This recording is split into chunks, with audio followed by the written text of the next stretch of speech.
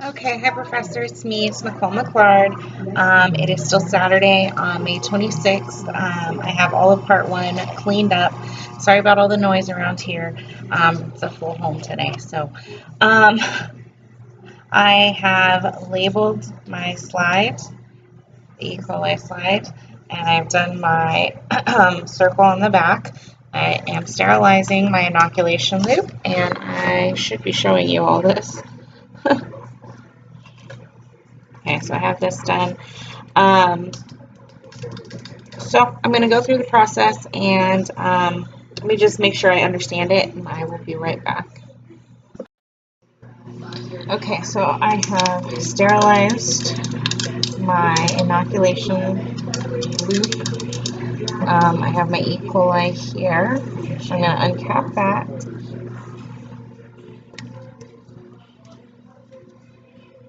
Uncap that. And run this through the flame over sterilizing this. Alright, then I'm going to stick the loop in, get the samples of the E. coli. Alright, grab this and put this into my slide here.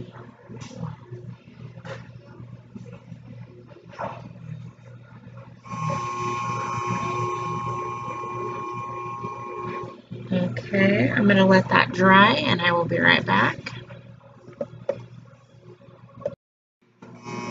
Okay, so the E. coli sample is now dry, so I am going to heat set it by the flame, and I'm going to do that. 2, 1, 2, 3,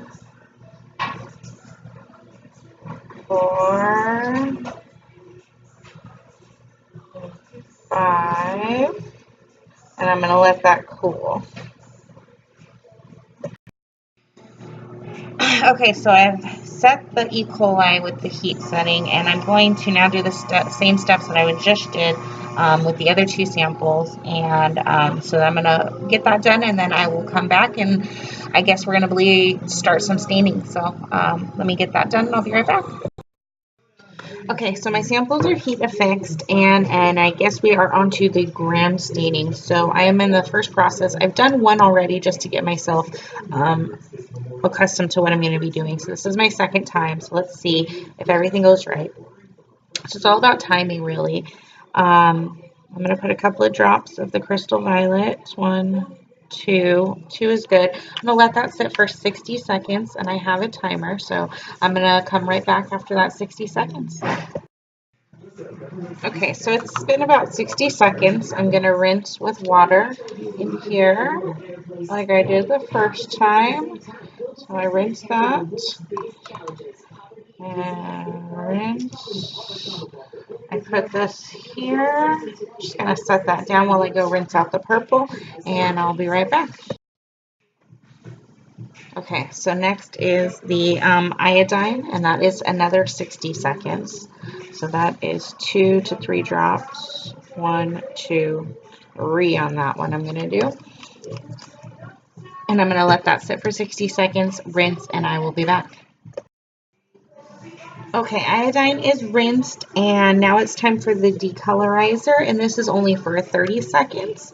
So I'm going to put 1, 2 drops of the decolorizer, and I'm going to count to 30, and then I'm going to rinse, and the same with the saffron. It sits for another 30 and then rinse. So I'm going to get that done, and then I will come back. I'm going to get the rest of those 3 all set up, and then I'm going to be back with microscope. Okay, so my gram stain slides do not look like the sample picture inside. They're all pretty clear. They're still drying a little bit, but there's nothing stained much on there. There's a few specks here and there, but for the most part, I don't see much of a stain anywhere. So I hope I did this procedure correctly. I hope everything everything is working. So we'll see. I'm gonna throw these into the microscope and take a look. Okay, looking at the E. coli in the microscope, I can see some stains, and now I'm at high power, and I have little, oh, there they are. They're like, oh, they look like tiny little worms almost. Yeah, like tiny little worms, but I can see them. They are a little bit purplish and stained, so I'm going to move on.